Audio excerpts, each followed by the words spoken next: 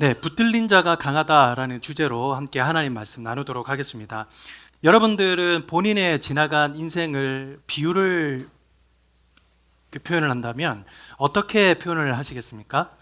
어떤 분은 높은 산을 오르는 등산으로 비유를 하더라고요. 끊임없이 자기의 인생은 뭔가 목표를 위해서 이렇게 올라갔던 삶이었다라고 얘기를 하시는 분들이 계시고, 또 어떤 분들은 넓은 바다를 지나가는 항해라고 표현을 하시는 분들이 계시더라고요. 참 나의 지난 시간들은 너무나 길고 그리고 너무나 힘든 그런 항해 여정이었다라고 말씀을 하시더라고요. 어떤 분은 유명한 철학자의 말을 빌어가지고 이런 얘기를 하더라고요. 내 인생은 B와 D 사이에 있는 C였다라고 이렇게 얘기를 하더라고요. B는 birth, 출생, D는 death, 죽음. 출생하고 그 다음에 이 죽는 그 사이에 있는 C였다라고 표현을 하는데, 그 C가 뭐냐라고 물어보니까 C를 뭐라고 대답을 할 것 같습니까? C. 뭐의 약자일 것 같아요? 치킨? 치즈가 아니라 초이스라고 했습니다. 그러니까 끊임없이 선택의 연속이었다라고 그렇게 얘기를 하더라고요. 우리 주보에 제가 소개를 해놨던 그 책에 보면 사막을 건너는 6가지 방법이라는 그런 책이 있습니다. 이 책의 저자는요, 우리의 인생이 등산하는 것도 아니고 또 어떨 때는 넓은 바다를 항해하는 그런 항해도 아니고 사막을 건너는 것 같은 그런 인생이었다라고 얘기를 하더라고요. 명확한 어떤 목표라든지 목적지가 있는 것이 아니라 끊임없이 방황하고 다시 목표를 찾고 방황하고 이런 연속들이 바로 자기의 인생이었다라고 그렇게 얘기를 하는데요. 이분이 심지어는 차를 가지고 사막을 굉장히 많이 건너 다녔습니다. 근데 이분이 경험을 한마디를 얘기를 하더라고요. 차를 타고 사막을 건너갈 때 가장 좀 난감한 경우가 있는데, 그 경우가 어떤 경우냐면 어떤 바퀴가 웅덩이에 빠져 있는 그런 경우다라고 합니다. 그래서 웅덩이에 이렇게 빠져버리잖아요. 그러면 차가 오도 가도 못하는 그런 상황이 된다라고 얘기를 하는 것이죠. 근데 그런 상황이 됐을 때 가장 최악의 경우는 어떤 경우냐면 가속 페달을 계속 밟는 겁니다. 가속 페달을 밟으면 밟을수록 앞으로 또 나아가기는커녕 더 깊은 구덩이 속으로 계속 파고 들어간다는 거예요. 근데 이거를 그 구덩이를 빠져나올 수 있는 방법이 있는데, 그게 뭐냐 보니까 타이어의 공기를 빼는 거랍니다. 타이어의 공기를 확 빼버리면 그러면 접촉면이 늘어나기 때문에 그러면 그 웅덩이로부터 차가 이렇게 빠져나오게 된다라고 그렇게 얘기를 했습니다. 오늘 본문에 보면 야곱이라는 사람이 나옵니다. 이 야곱은요, 사막으로 치면 이 구덩이에 빠진 사람이라고 할 수 있습니다. 야곱은 20년 전에 아버지와 형에게 사기를 치고 그 고향을 떠났습니다. 그러고 난 다음에 야곱은 20년 동안 타지 생활을 했는데요. 우리가 고향이라는 그런 생각을 할 때마다 늘 떠오르는 시 한 구절이 있잖아요. 꾸멘들 이치리야. 너무나 그리운 그런 고향입니다만은 아마 야곱도 꾸멘들 잊혀지지 않는 것이 바로 고향이었을 겁니다. 그런데요, 그냥 그리움만 있는 것이 아니라 두려움도 아마 마음 한켠가운데 있었던 것 같아요. 왜냐하면 어머니 아버지는 이제 더 이상 고향에 남아있지를 않습니다. 그런데 자기의 피해를 입었던 에서라고 하는 그 형은 여전히 그 고향에 남아있었습니다.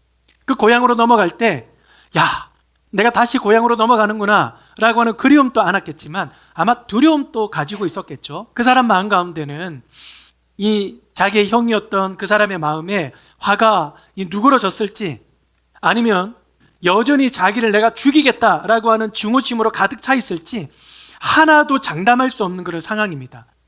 그런데 사람들이 자기에게 이렇게 몰려오더니 하는 소리가 뭐냐면, 저기 멀리서 자기가 그렇게 두려워하고 마음 한켠 가운데 뭔가 이 불안했던 그 형이 이렇게 자기에게 오고 있다는 거예요. 저 멀리서. 그런데 혼자 오는 것이 아니라 400명의 사람들과 함께 오고 있다는 거예요.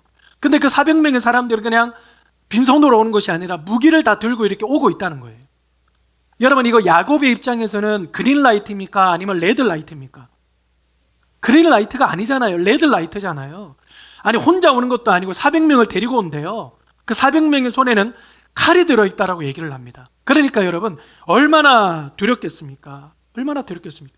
보통 성경에서는요, 그 사람의 마음을 성경에서 잘 묘사를 하지 않거든요. 근데 오늘 7절 말씀을 보니까 야곱이 심히 두렵고 떨면서 답답해했다라고 얘기를 합니다. 야곱은요, 지금 떨고 있습니다. 두려워하고 있습니다. 그리고 답답해하고 있습니다. 여러분, 뒤로 돌아서 유턴할 수도 없습니다. 왜냐하면 바로 전날까지만 해도 외삼촌 라반과 함께 협약을 맺었습니다. 돌무덤 이상은 뒤로 나오지 마라.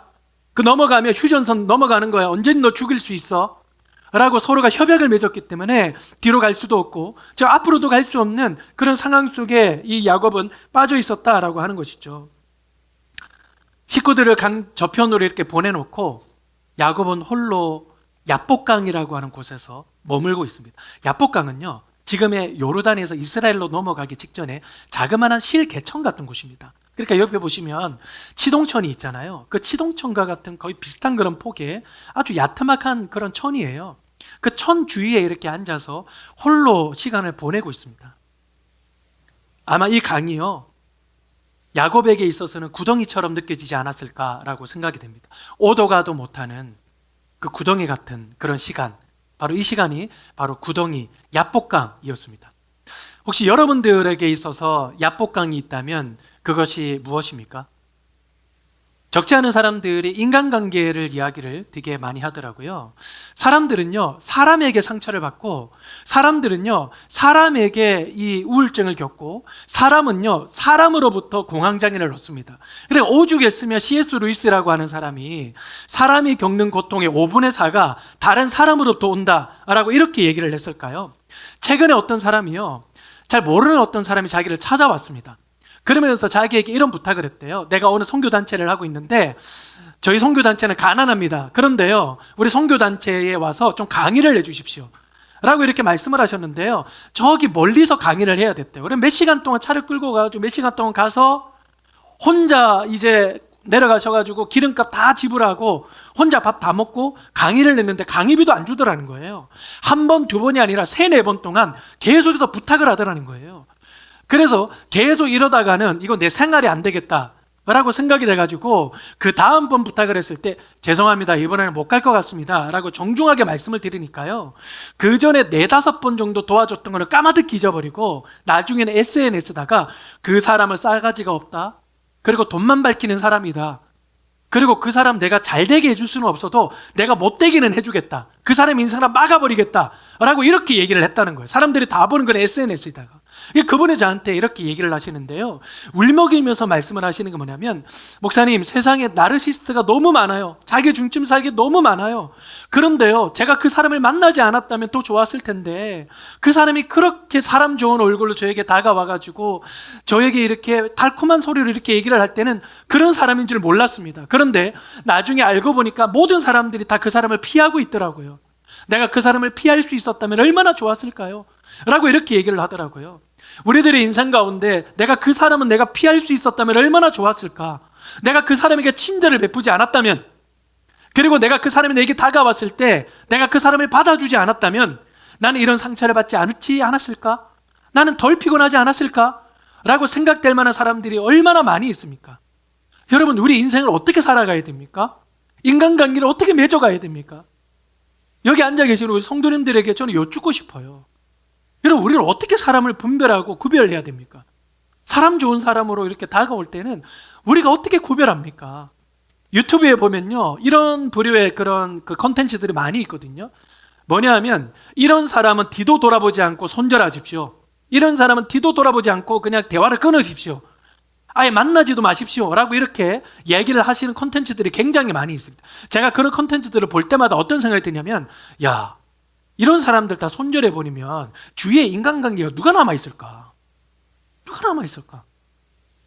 어떨 때는요, 이런 사람 손절하십시오 라고 하는 목록에 제 얘기를 하는 것 같은 그런 것들도 있더라고요.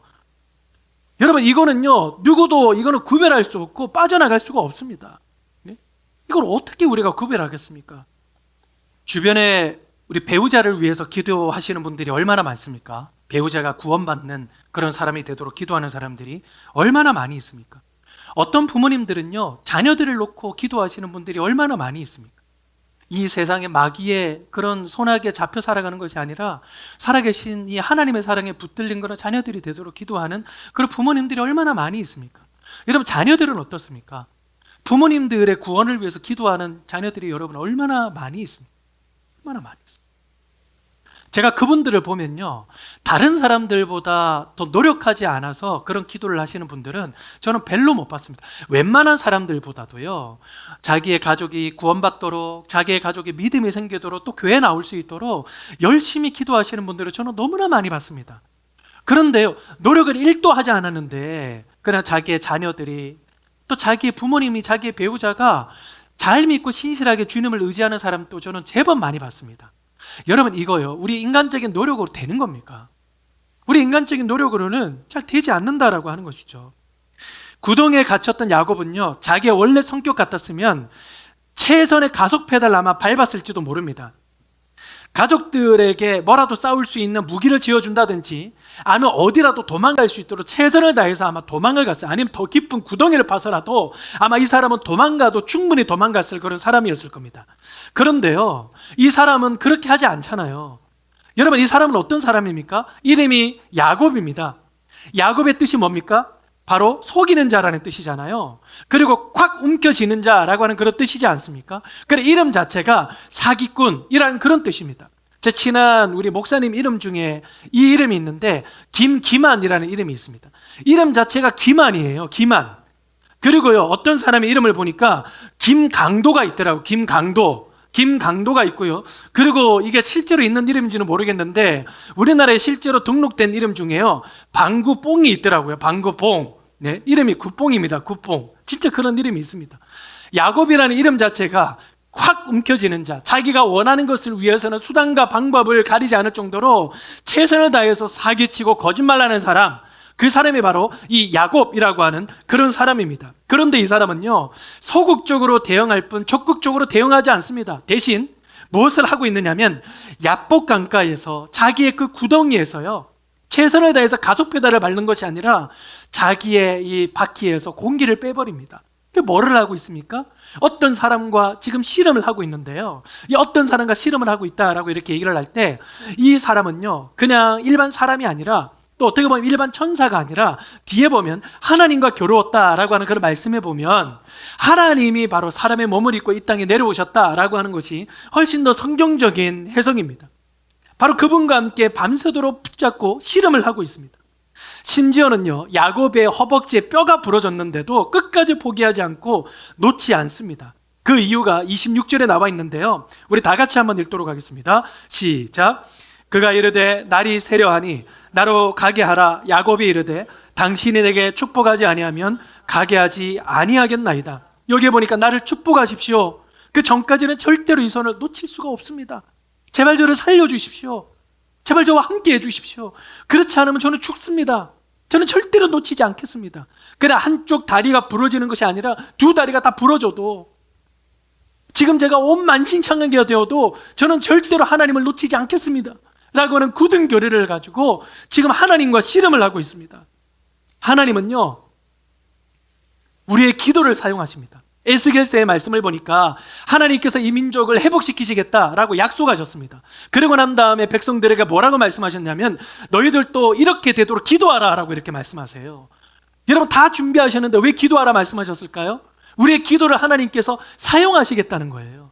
하나님께서 이 소돔과 고모라를 멸하겠다라고 말씀하시고 난 다음에 아브라함이 하나님께 외쳤죠. 하나님, 50명의 의인이 있다면 하나님 용서하시겠습니까? 오케이, 용서하겠다. 그럼 45명은요 용서하겠다. 30명은요 용서하겠다. 하나님 조금만 내고해 주세요. 네? 20명은요 오케이, 용서하겠다. 하나님 조금만 더 내고해 주세요. 깎아주세요. 10명은요 하나님이 용서해 주시겠다. 여러분, 당근에서 이러면요 바로 탈퇴당해요. 예? 누가 이렇게 심하게 내고를 합니까? 맨 온도 완전히 빵점이 되는 거예요. 그런데 끊임없이 이 아브라함은 계속해서 하나님 좀 깎아주십시오. 10명은요 라고 이렇게 외쳤을 때 하나님은 내가 용서하겠다 라고 말씀하신 거예요. 한나가 본인의 아들이 없을 때 하나님께 기도하지 않았다면, 히스기야가 내가 죽게 되었을 때 하나님 나를 살려주십시오 라고 기도하지 않았다면 그럼 무슨 일이 있었겠습니까? 그들이 기도했기 때문에 하나님은 그분들의 기도를 들어주셨고 그분들의 기도를 사용하셨다는 거예요.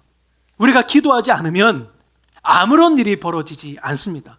그러나 우리가 하나님 우리를 도와주십시오, 함께 해주십시오, 라고 야곱처럼 하나님을 붙들고 끊임없이 간구하고 기도할 때 하나님께서는 우리의 기도를 사용하신다는 거예요. 하나님께서 우리의 기도를 사용하신다는 거예요. 우리들에게 필요한 것은 뭐냐면, 나는 악으로 깡으로 최선을 다해서 이 인생 한번 제 주먹의 힘으로 살아보겠습니다. 여러분, 이것이 우리에게 주신 하나님의 은혜가 아니라, 하나님, 저 지금 아무것도 못합니다. 저 너무 부족합니다. 저 연약합니다. 제게 있는 하나님 한 분 붙들고 이 시간에 기도하오니 하나님 저에게 복 주시옵소서. 하나님 저와 함께하여 주시옵소서. 하나님 내 기도 들어주시옵소서. 우리 가정, 우리 교회 불쌍히 여겨 주시옵소서 라고 하는 기도인 것이죠. 제가 신학대학원에 있을 때 어느 강사 목사님이 오셔가지고 본인의 간증을 하시더라고요. 이분이 올라오시는데요, 다리를 절면서 올라오셨어요. 지팡이를 잡고 이렇게 올라오시니까 사람들이 다들 놀랬습니다. 심하게 절면서 이렇게 올라오시는데 이 목사님의 메시지가 얼마나 강렬했던지요. 보통 목사님들의 은혜를 가장 못 받는 부류 중에 하나가 신학대학원 학생들이거든요. 특별히 이제 1, 2학년이 아니라 3학년 학생들이 은혜를 제일 못 받습니다. 1학년 때는 막 뜨겁게 들어와요. 근데 신학교 총장님의 별명이 뭐냐면 소방수입니다.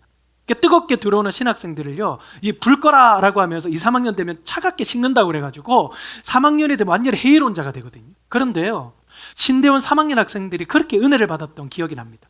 근데 이분이 올라와서 뭐라고 말씀을 간증을 하시냐면, 이분이 생후 8개월 때부터 소아마비를 겪게 되셨어요. 그래서 다리를 절게 되셨거든요.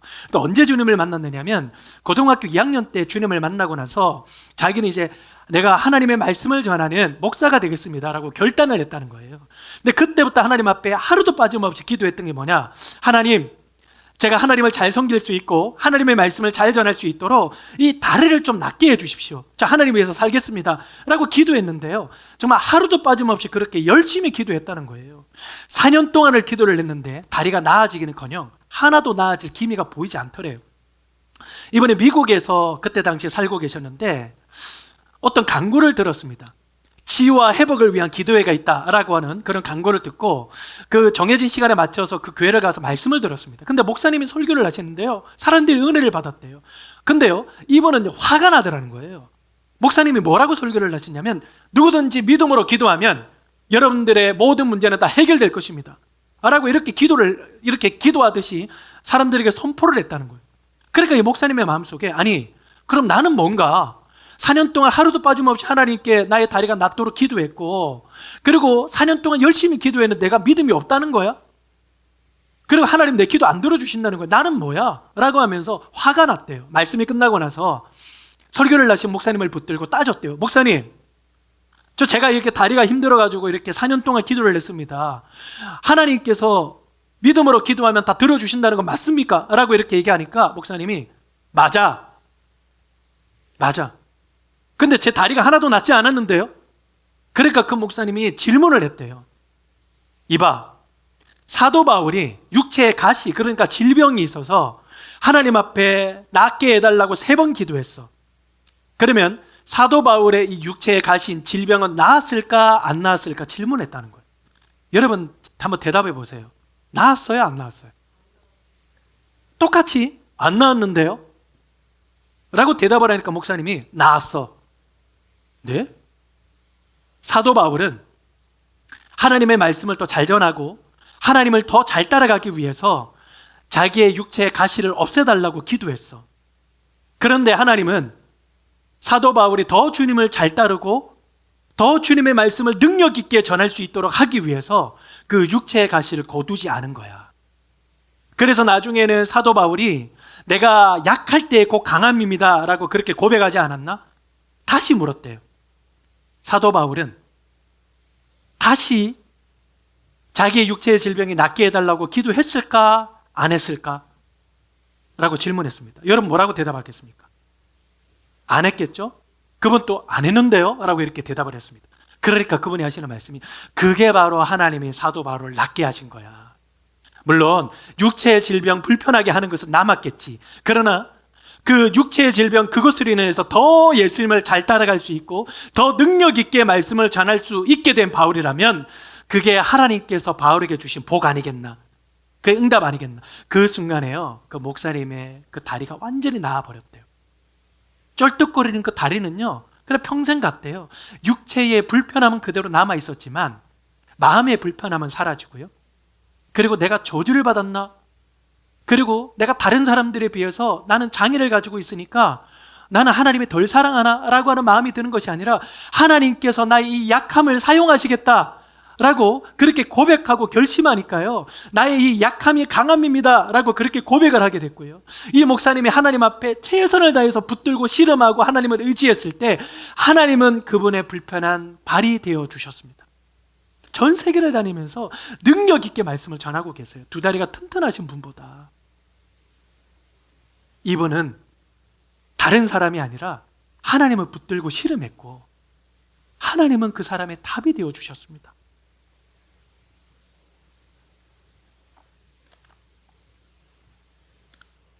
야곱은 하나님과 붙들고 씨름했습니다. 여러분, 여기에서 우리가 절대로 놓치지 말아야 될 순서가 하나 있습니다. 그게 뭐냐면 누가 먼저 씨름을 걸었냐는 거예요. 야곱이 먼저 씨름을 걸었습니까? 아니면 하나님이 먼저 씨름을 걸었습니까? 원문에 보면 하나님이 먼저 가셔서 야곱에 붙들고 먼저 씨름을 거셨다는 거예요. 야곱이 하나님을 붙들기 전에 하나님께서 그 야곱을 먼저 붙드셨습니다. 여러분들이 하나님께 기도하냐 안 하냐보다 더 중요한 사실은 무엇인 줄 아십니까? 하나님께서 여러분들을 지금 붙들고 계신다는 거예요. 여러분들의 인생, 특별히 여러분들의 어떤 진로 두려워하냐 안 하냐, 그것보다 더 중요한 것은 하나님께서 우리 인생을 지금 붙들고 계신다는 거예요. 여러분 지금 자녀들이 교회를 나오냐 안 나오냐나 그것보다 더 중요한 사실은 무엇인 줄 아십니까? 하나님께서 여러분들의 자녀 인생을 붙들고 계신다는 거예요. 여러분 그 사실을 붙들고 계시면요, 하나님께서 우리 인생 해결하실 줄로 믿습니다. 왜 그러냐면 갈라디아서 6장 9절 말씀 다 같이 한번 읽고 나아가도록 하겠습니다. 시작. 우리가 선을 행하되 낙심하지 말지니 포기하지 아니하면 때가 이름에 거두리라. 여러분 포기하지 마십시오. 낙심하지 마십시오. 우리를 붙들고 계시는 그 하나님께서 때가 되면 우리에게 거두게 하실 것입니다. 결론을 맺도록 하겠습니다. 하나님은 야곱의 이름을 이스라엘로 바꾸셨습니다. 움켜쥐기 위해서 세상을 살아가는 것이 아니라 너를 움켜쥐고 계시는 하나님을 바라보라. 그리고 세상에 있는 것을 움켜쥐기 위해서 살아가는 것이 아니라 너를 붙들고 계시는 하나님만 붙들어라. 그것이 너의 가장 큰 능력이다 라고 하나님께서 그렇게 말씀을 하셨습니다. 예수님을 매달으신 하나님을 바라보십시오. 예수님을 매달으실 만큼 하나님은 끈질기신 분이시고요, 엄격하신 분이시고 어떨 때 보면 잔인하신 분이신데 얼마나 끈끈하시고 그리고 얼마나 잔인하신 분이시냐, 절대로 우리를 놓고 포기하지 않으시는 그 하나님이십니다. 여러분 그 하나님 붙드시면서 함께 일주일 동안 함께 살아가시는 우리가 되기를 소망합니다.